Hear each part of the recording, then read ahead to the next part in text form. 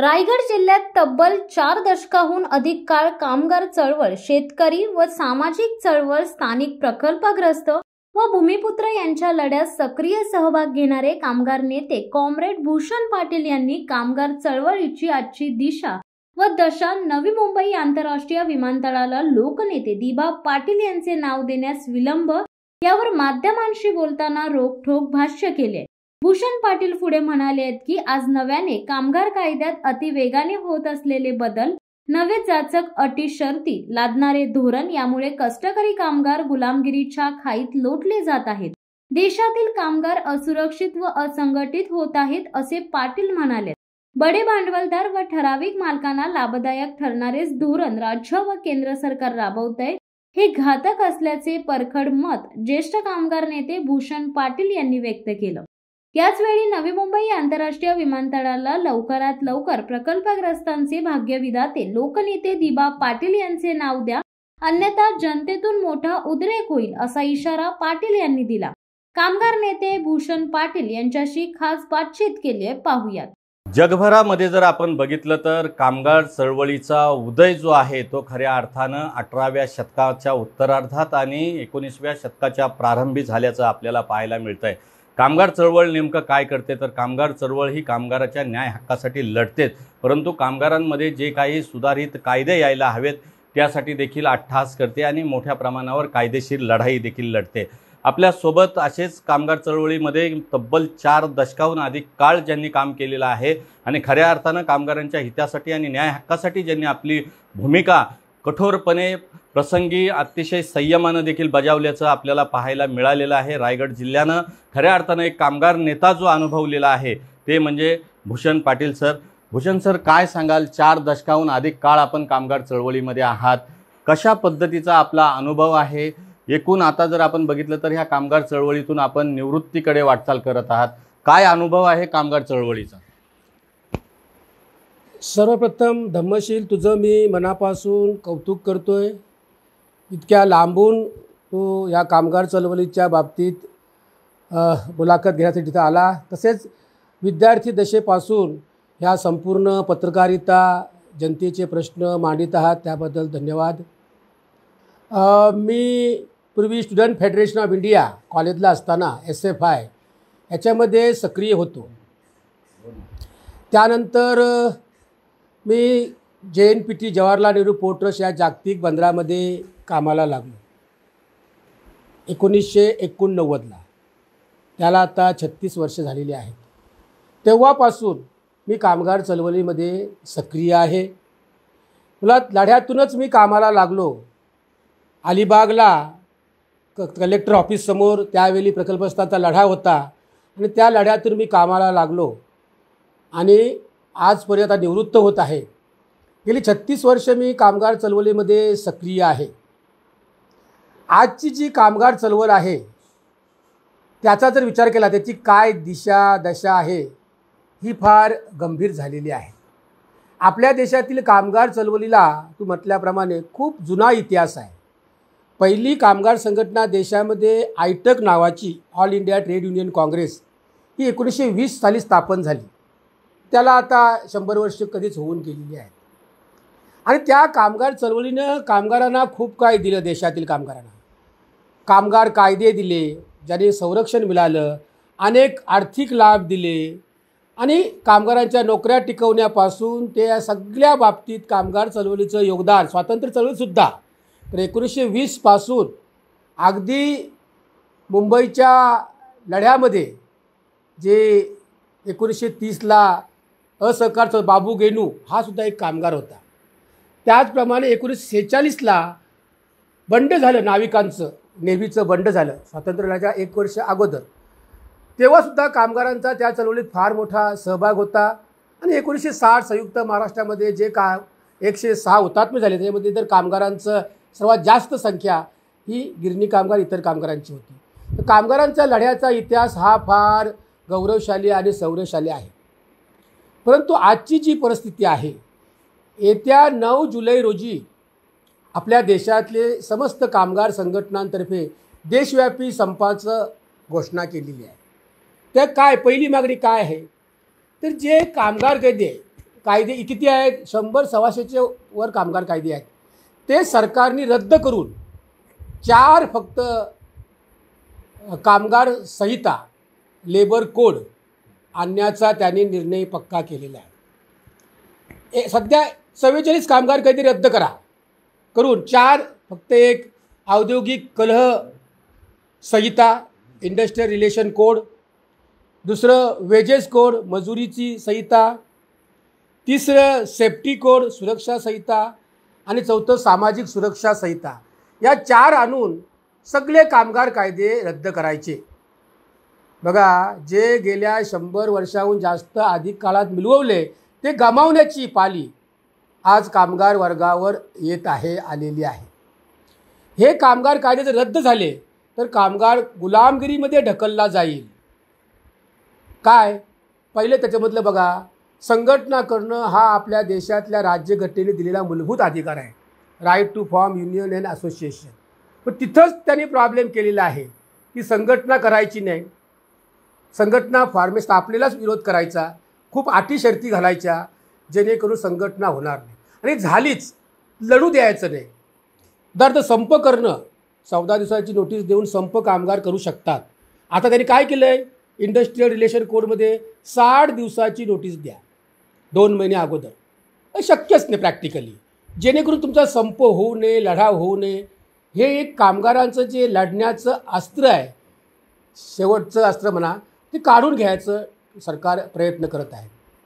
दुसरं, कामगाराला मालकाच्या हवाली करायचा, कधीही काढून टाकायचं, कधीही कंपनी बंद करायची कुठलीही. पूर्वी गव्हर्नमेंटची परमिशन घ्यायला लागायची, कुठली कंपनी बंद करायची असेल, 100 कामगार असतील, आता 300 कामगारांपर्यंतची कंपनी कुठलीही बंद करण्याचा अधिकार मालकांना दिलेला आहे. बघा, गुलामगिरी मी का म्हणतो, देशातला 60% कामगार हा काय त्याला म्हणतात, कायद्याचं संरक्षणच नाही त्याला राहणार.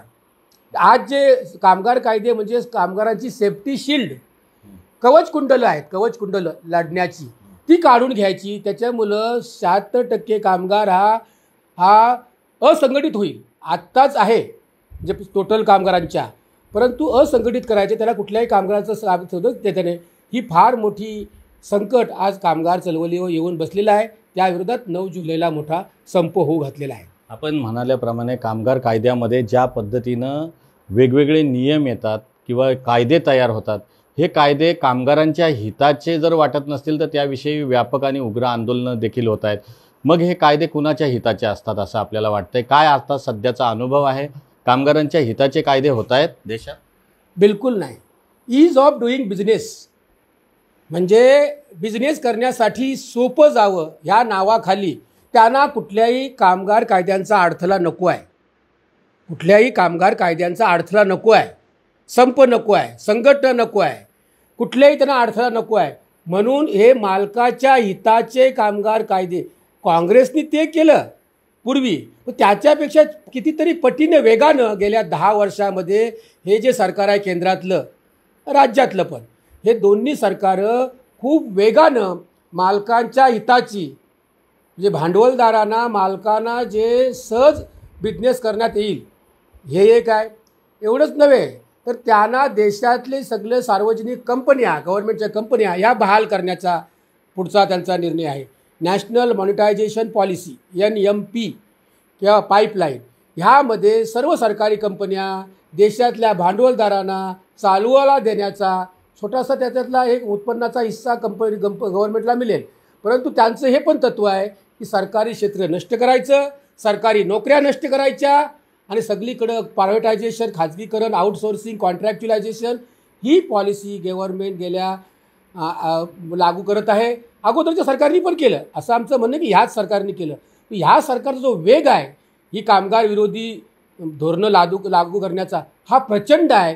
हे 10 वर्षामध्ये दिसून येलं. त्याचा पहिला दुष्परिणाम झाला, प्रचंड बेरोजगारी वाढली. 45 वर्षातला रेकॉर्ड झाला आहे आणि बेरोजगारी वाढलेली आहे. एकूणच आपण कामगार चळवळीवर बोलणारच आहोत, मात्र एक आता नवीनच नवी मुंबईच्या आंतरराष्ट्रीय विमानतळाचा प्रश्न आहे आणि त्या प्रश्नाला घेऊनच ज्या पद्धतीनं इथले स्थानिक भूमिपुत्र आहेत शेतकरी आहेत, लढाऊ सामाजिक संघटना आहेत, कामगार चळवळी आहेत, या सर्वांनी एकत्रितपणे या आंतरराष्ट्रीय विमानतळाला दिबा पाटील यांचं नाव देण्याची मागणी केलेली आहे. ही मागणी खूप जोर धरते. मात्र प्रशासन स्तरावर किंवा राज्य सरकार असेल, केंद्र सरकार असेल, यांच्या माध्यमातून या मागणीला कसा सकारात्मक प्रतिसाद मिळतोय की हा नामकरण जो व्हायचं आहे त्याला विलंब होतोय, कसं बघता आपण याच्याकडे? आता सध्या ही नामकरणाची प्रक्रिया कुठल्या टप्प्यावर आहे, काय अनुभव? हे नवी मुंबईमध्ये 95 गाव आसपासचा एरिया संपूर्ण आता भूमिहीन झालेला आहे. सगळ्या जमिनी सिडकोने, महाराष्ट्र शासनाने विविध प्रकल्पासाठी संपादित केलेले आहेत. सिडको येऊन आज 55 वर्षे होऊन गेली. 1970 साली सिडकोची स्थापना झाली. तर सिडकोनी सगळ्या जमिनी घेतलेल्या आहेत, शेतकऱ्यांच्या भूमिहीन केलेलं आहे. आज नवीन नवीन प्रकल्प येतात. नवी मुंबई प्रकल्प, JNPT प्रकल्प, त्यानंतर SCZ प्रकल्प, नैना प्रकल्प, कॉरिडॉरचा प्रकल्प आणि MMR मुंबई मेट्रोपॉलिटन रिजन, हे सगळ्यासाठी जमिनी मोठ्या प्रमाणावर संपादित केल्या. चालू आहे अजून गेल्या अनेक वर्षापासून. तर त्यांचा लढा करण्याचं काम, त्यांना न्याय देण्याचं काम जर कोणी केलंच असेल तर ते दिवंगत लोकनेते दिबा पाटील साहेबांनी केलं. आता ते खऱ्या अर्थाने प्रकल्पग्रस्तांचे भाग्यविधाते, संघर्षाचे प्रतीक. आजसुद्धा संघर्ष त्यांच्या नावाने सगळं होतो. तर त्यांचं नाव समर्पक आहे ह्यासाठी गेल्या 5 वर्ष लढा चालू आहे. 2020 सालीपासून एक सर्वपक्षीय कृती समिती स्थापन झाली. त्याचा मी जनरल सेक्रेटरी आहे. दशरथदादा पाटील हे अध्यक्ष आहेत. तर त्या समितीतर्फे 5 वर्ष लढा चालला. त्याचा घटनाक्रम एका मिनिटात मी तुम्हाला सांगतो की लढा झाल्यानंतर बैठका झाल्या आणि ज्यावेळी उद्धव ठाकरे यांचं सरकार अल्पमतात आलं, शेवटच्या दिवशी त्यांनी ठराव पास केला की नाव दिबा पाटील साहेबांचं देण्यात यावं. दुसऱ्या दिवशी नवीन सरकार आलं एकनाथ शिंदेंचं, त्यांनी ठराव पास केला. त्यांचं म्हणणं होतं मागचं सरकार, कालचं सरकार हे अल्पमतातलं होतं, आम्ही पूर्ण मतात बहुमतातले आहोत, आम्ही पण ठराव पास करतो. आणि 16 जुलै 2022ला 3 वर्ष आता होतील, सदर ठराव केंद्राच्या मंजुरीसाठी दिल्लीला गेलेला आहे. प्रक्रिया चालू आहे, त्याच्यावर प्रोसिजर चालू आहे. अजूनपर्यंत आजच्या तारखेपर्यंत त्याचं अधिसूचना किंवा गॅझेट निघालेलं नाही. आत्ता शेवटची आजची बातमी अशी आहे की 17 सप्टेंबर रोजी देशाचे पंतप्रधान नरेंद्र मोदी साहेब यांचा वाढदिवस आहे. त्या दिवशी ह्या विमानतळाचं उद्घाटन होणार आहे, जे आता 2 महिन्यावर येऊन ठेपलेलं आहे. अजून त्याचं नोटिफिकेशन निघालं नसल्यामुळं लोकांच्या मनात संदेह आहे, संशय आहे की का विलंब होतोय. मला माहिती आहे की ते नाव पडण्याची 99% शक्यता, 1% का नाही. 99% काय, ज्या राज्यात विमानतळ असतं त्या राज्याच्या विधानसभेचा ठराव हा केंद्राकडे जायला पाहिजे, तो गेला. 3 वर्ष झाली, अजून त्याच्यावर अधिसूचना निघत नाही. तर हा लोकांच्या मनात संशय रास्त आहे. लोकांनी लढ्यात भाग घेतला, हजारो लोकांनी लढ्यामध्ये भाग घेतला. त्यांची अस्मिता आहे. हा आमच्या अस्मितेचा प्रश्न आहे. आम्हाला जेव्हा नाव मिळेल तेव्हा पुढच्या पिढ्या, आमच्या पिढ्या आमचं भाग्य चांगलं होईल आणि येणारी पिढी ही सांगेल की आमचा कोणतरी नेता होता ज्यांनी खूप त्याग केला, त्याच्यामुळे त्यांचं नाव देणार आहेत किंवा लवकरात लवकर द्यावा, अन्यथा इथल्या जनतेचा उद्रेक होईल असा मला इशारा द्यायचा आहे. देशामध्ये ज्या पद्धतीनं खाजगीकरण, उदात्तीकरण आणि जागतिकीकरणाचा ज्या पद्धतीनं वाढ या ठिकाणी होताना दिसते, हे खाऊजा धोरण जे आहे ते सर्वसामान्य जनतेसाठी तारक आहे, मारक आहे. कशा पद्धतीनं देशाच्या विकासासाठी, उद्धारासाठी कसं फायदेशीर आहे की मारक आहे? बघा, आपण निष्कर्षण बघ, बरोबर आहे. खाजगीकरण, उदारीकरण, जागतिकीकरण हे खाऊजा धोरण आहे. LPG, liberalisation, privatisation, globalisation. तुमचा प्रश्न बरोबर आहे. जे 1991 पासून अंमलात येत आहे आपल्या देशामध्ये, म्हणजे आता त्याला जवळजवळ पण त्याला 35 वर्ष व्हायला आली. काय अनुभव आहे कुठल्याही धोरणाचा? बेरोजगारी वाढली की कमी झाली? उत्तर आहे वाढली. आर्थिक विषमता वाढली की कमी झाली? वाढली. घोषणा काय करतात? आम्ही प्रचंड प्रगती केली 10 वर्षात गेल्या. मग 80 कोटी जनता देशातली मोफत अन्नधान्य का घेते? का त्या ते फुकट घेतात? का घेतात? का त्यांना काय चोरून घेतात? मग गरिबी ही इतकी 80 कोटी जनता म्हणजे किती झाली. बेरोजगारीचं प्रमाण प्रचंड वाढलेलं आहे. म्हणजे जे मूलभूत प्रश्न आहेत पोटापाण्याचे हे गेल्या खाजाऊ धोरणाच्या कालावधीमध्ये प्रचंड वाढलेले आहेत. जनतेचं राहणीमान घसरलेलं आहे. जो इंडेक्स आहे HDI index, human development index HDI, त्याच्यामध्ये भारत 123वा येतो आहे जगातल्या सगळ्या देशांमध्ये. म्हणजे भारतीयांचं प्रत्येक गोष्टीमध्ये भारत मागे पडलेला आहे. आणि आपण सांगतो चौथी अर्थव्यवस्था झाली. मग 80 कोटी लोकांना धान्य मोफत द्यावं का लागतो हा प्रश्न आहे. या खाजाऊ धोरणामुळं फक्त ठराविक लोकांचं भलं झालं.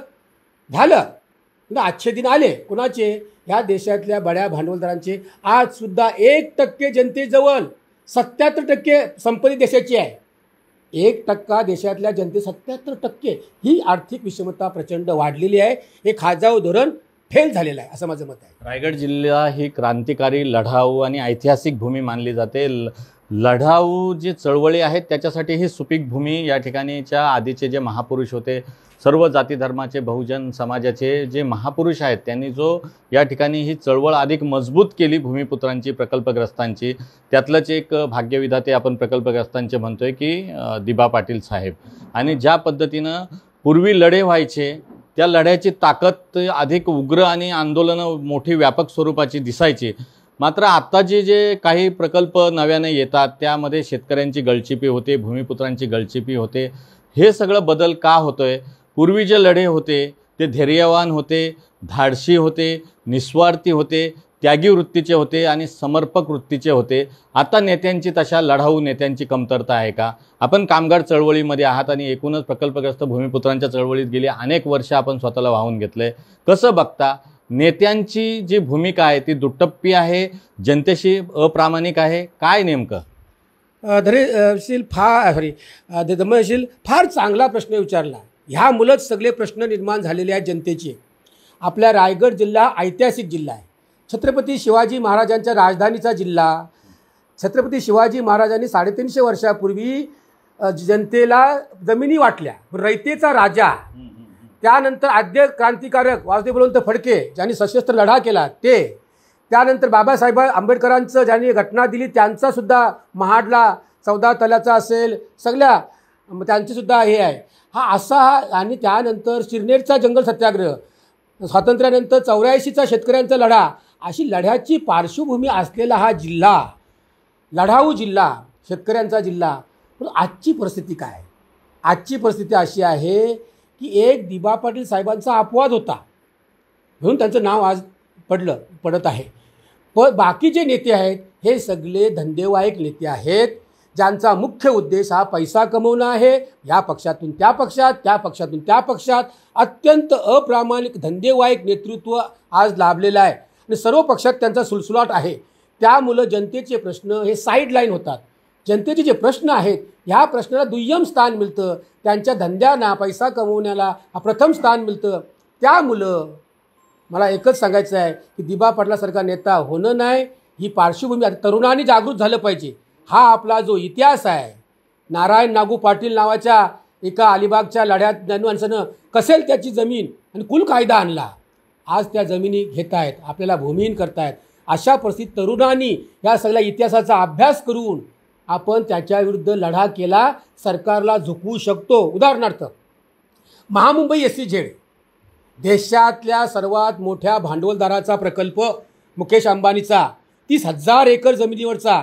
इथल्या पैनमधल्या आणि पनवेलमधल्या, उरणमधल्या शेतकरी लढा केला आणि तो महामुंबई SEZचा प्रकल्प रद्द करावा लागला. जमिनी आपल्या टिकवल्या. आज त्या जमिनीला करोड रुपयाची भाव येत आहे.